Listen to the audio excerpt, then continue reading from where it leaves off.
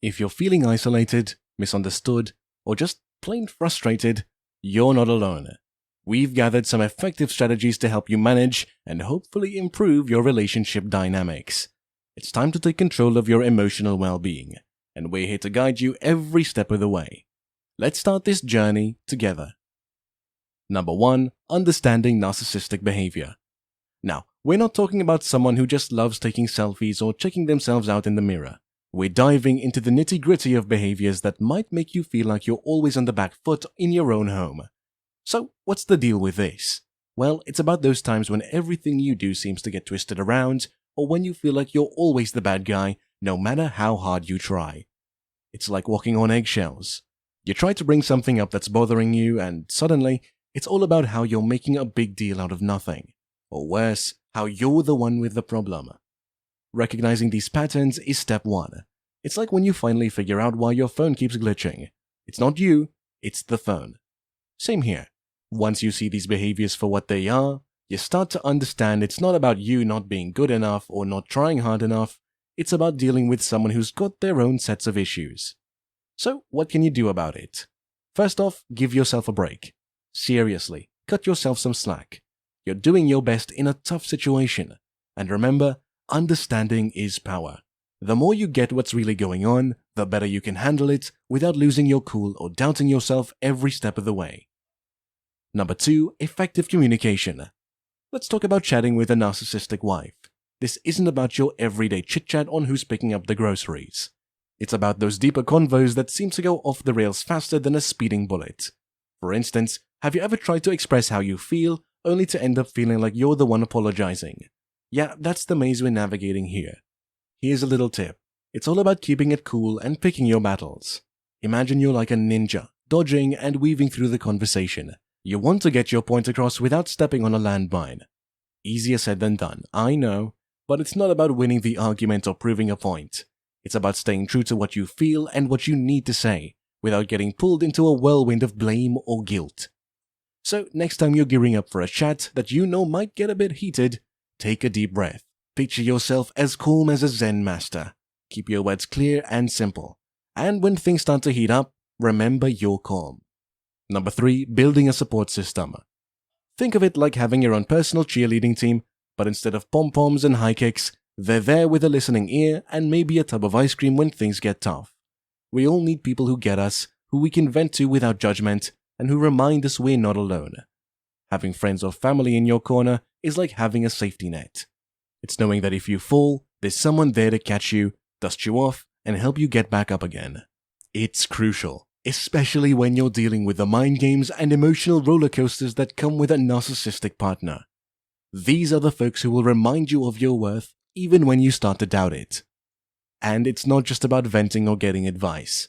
Sometimes, it's just about having someone to take your mind off things. A movie night, a day out, or just a simple coffee catch-up can be like a breath of fresh air. It's about those little moments of normalcy that remind you there's more to life than the chaos you might be dealing with at home. So, if you haven't already, start building your squad. Reach out, make plans, and keep those connections strong. After all, we're social creatures, and a problem shared is a problem halved, right? Surround yourself with positivity, and you'll find it's a bit easier to tackle the tough stuff with a solid team behind you. If you're finding value in this video, a like and comment would be greatly appreciated. And if you haven't already, subscribe to the channel for more insights and advice. Number 4. Setting boundaries. Imagine you're creating your own personal space bubble, and only the good vibes are invited. Setting boundaries isn't about pushing someone away, it's more like setting up some ground rules for your own peace of mind. Think of it as teaching someone how to treat you. It's like saying, hey, this is my line in the sand, and I'd really appreciate it if you didn't cross it. It's not always easy, especially when you're dealing with someone who's used to calling all the shots. But here's the thing, your feelings and needs are super important, and making them known is key to keeping your sanity intact. Now, I'm not saying it's going to be smooth sailing.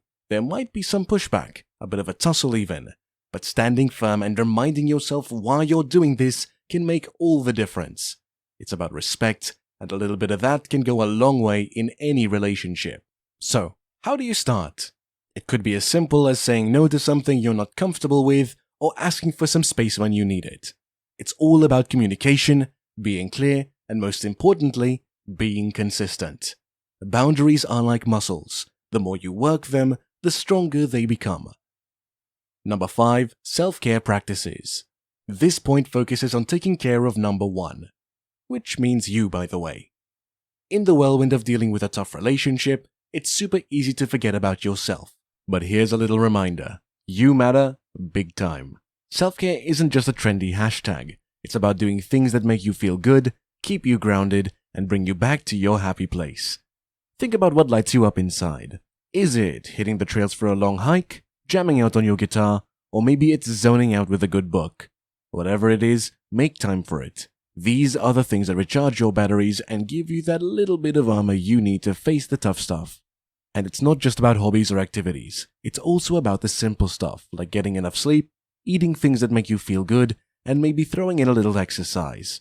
When you're in a better place mentally and physically, you're stronger, more resilient, and, let's face it, a lot happier. And that strength? It's contagious. It affects everything around you in a good way. If you've been putting yourself on the back burner, it's time to bring yourself front and center. Start small if you need to, but start. Because taking care of yourself isn't a luxury, it's a necessity. And trust me, it's worth every minute. Number 6. Seeking professional help.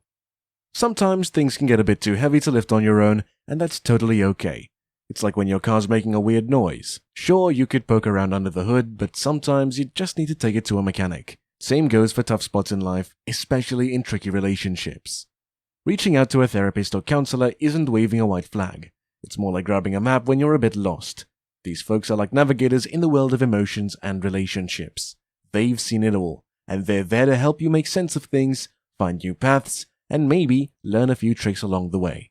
And hey, talking to someone who's got zero ties to your life can be super refreshing. It's a space just for you, where you can spill the beans, sort through your thoughts, and get some unbiased advice. Plus, it's all confidential, so you can really open up without worrying about word getting out. So, if you're feeling stuck, or if the same old patterns keep playing out like a broken record, maybe it's time to consider chatting with someone who's trained to help. It's not about finding someone to fix things for you, it's about getting some tools and insights to help you fix them yourself. It's a sign of strength to ask for help, not a weakness. So don't be shy about reaching out. It could be the game changer you've been looking for. And here's the bonus point I promised, a little nugget of wisdom to wrap things up. It's all about embracing the chaos, not just dealing with it. Sounds a bit out there, right? But stick with me. Life's a wild ride, full of ups and downs, especially in relationships. The trick is learning to surf those waves instead of getting wiped out. So when things get rocky, and trust me, they will, try to see it as a chance to grow, to learn something new about yourself and what you're capable of. It's like turning obstacles into stepping stones. Every challenge is an opportunity to get a bit stronger, a bit wiser, and a lot more resilient.